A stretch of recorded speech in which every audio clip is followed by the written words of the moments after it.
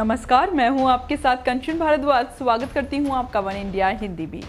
आज हम बात करेंगे सबसे अहम लोकसभा सीट की। जी हां, लोकसभा चुनाव को ज्यादा दिन नहीं बचे हैं। जल्दी साफ हो जाएगा कौन प्रधानमंत्री होगा और कौन बैठेगा प्रधानमंत्री के सामने, मतलब विपक्ष में। फिलहाल प्रधानमंत्री मोदी पूरे देश भर में भाषण कर रहे हैं, वहीं दूसरी तरफ राहुल गांधी भी ताल ठोक रहे हैं। तो आज बात करेंगे पंजाब की ऐसी सीट के बारे में जो कभी किसी जमाने में कांग्रेस का गढ़ माना जाती थी, लेकिन कुछ समय से भारतीय जनता पार्टी और कांग्रेस के नेताओं के बीच देखने को मिलती है कड़ी टक्कर।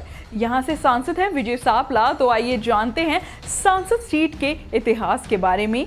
पंजाब की होशियारपुर सीट से विजय सापला सांसद हैं। 18 मई 2014 को 57 साल के सांसद साहब ने यहां से शपथ ली थी। ये पहली बार था जब भारतीय जनता पार्टी की सीट पर जीतकर लोकसभा पहुंचे।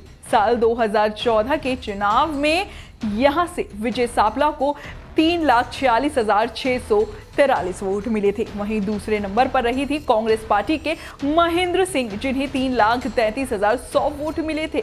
और इस तरीके से भारतीय जनता पार्टी यहां से 13,582 सीटों से जीत गई थी। लोकसभा में विजय सापला को आप कई बार देखते होंगे। अभी तक उन्होंने 4 डिबेट्स में भाग लिया है और कोई भी प्राइवेट मेंबर बिल संसद की पटल पर उन्होंने अभी तक नहीं रखा है। वहीं अभी तक केवल एक सवाल ही उन्होंने संसद में पूछा है। वहीं लोकसभा में उनकी उपस्थिति तो बहुत कमाल की रही है। उन्होंने 97% मौजूदगी दर्ज कराई है। विजय सापला भी मोदी सरकार में मंत्री हैं, जिसकी वजह से उनको उपस्थिति के बारे में जानकारी नहीं दी जाती। इस कारण उनकी मौजूदगी कुछ वक्त के लिए ही दी गई है और जब वो मंत्री नहीं थे लेकिन सांसद बन चुके थे। पंजाब की होशियारपुर सीट को किसी जमाने में कांग्रेस का गढ़ माना जाता था। साल 1957 से यहां कांग्रेस पार्टी की सीट पर सरदार बलदेव सिंह जीतकर लोकसभा पहुंचे। साल 1962 में यहां से अमरनाथ को जीत मिली। 1967 में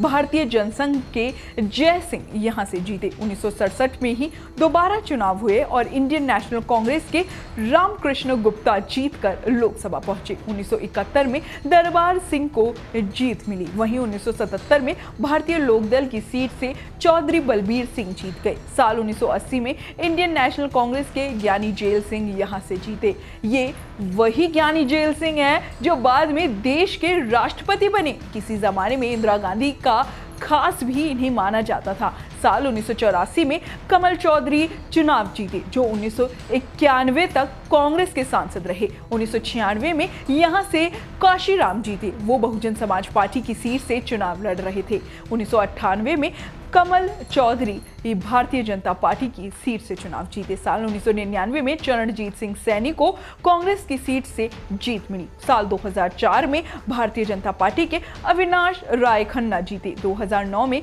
संतोष चौधरी कांग्रेस के नेता लोकसभा में पहुंचे। वहीं 2014 में विजय सापला बीजेपी की सीट से सांसद बने।